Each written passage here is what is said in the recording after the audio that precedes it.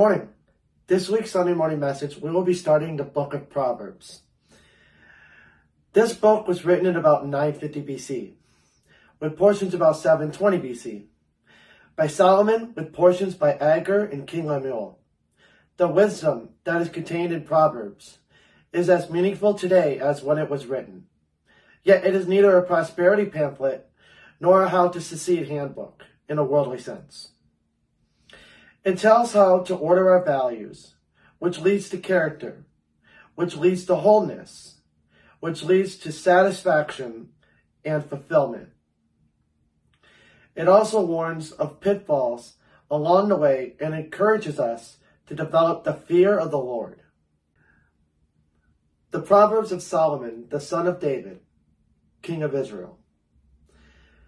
To know wisdom and instruction, to perceive the words of understanding, to receive the instruction of wisdom, justice, judgment, and equity, to give prudence to the simple, to the young man knowledge and discretion.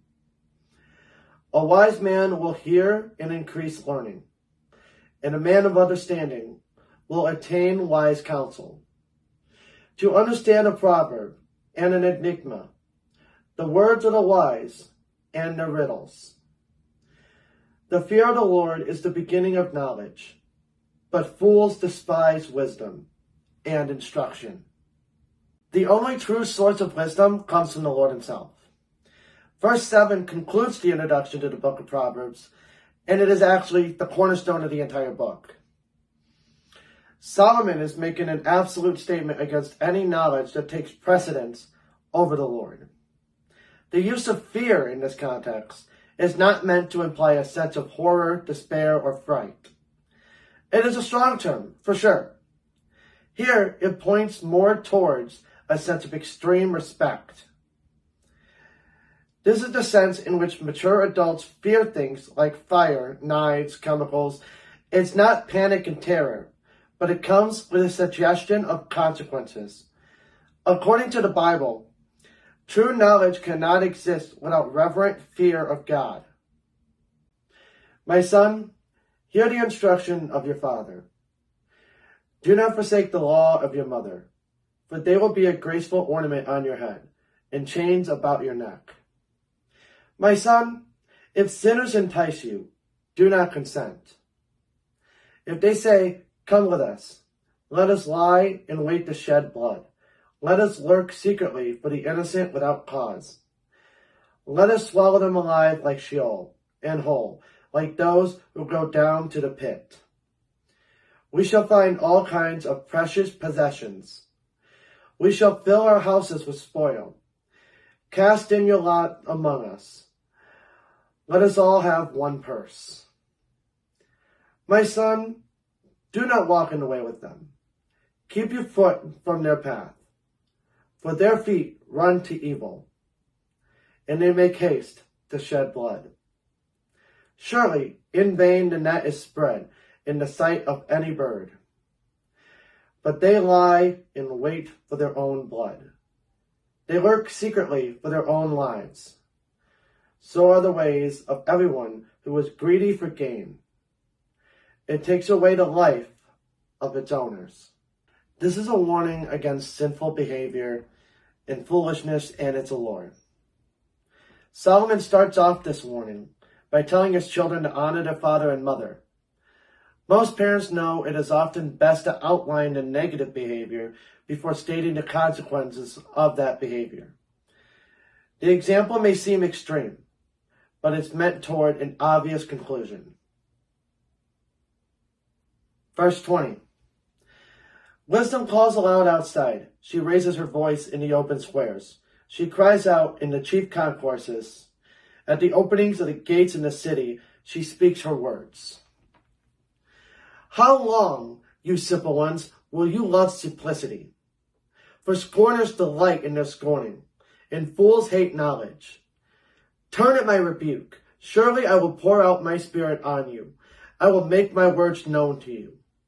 Because I have called, and you refused. I have stretched out my hand, and no one regarded.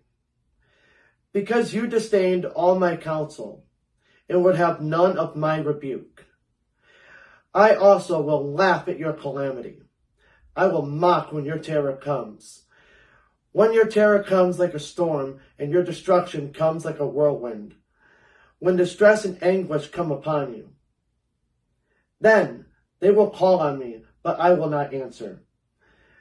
They will seek me diligently, but they will not find me, because they hated knowledge and did not choose the fear of the Lord. They would have none of my counsel, and despise my every rebuke. Therefore, they shall eat the fruit of their own way, and be filled to the full with their own fancies. For the turning away of the simple will slay them, and the complacency of fools will destroy them.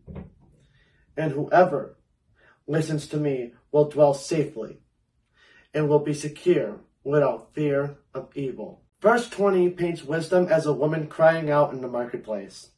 The reason for staging this image in the marketplace is visibility.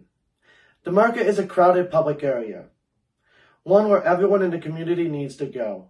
In other words, Solomon is suggesting that wisdom is accessible to anyone and everyone who actually wants it.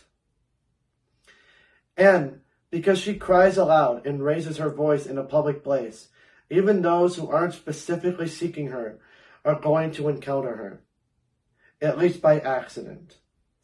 Wisdom does not hide itself. It is clear and present, even when those who don't seek wisdom will stumble into it.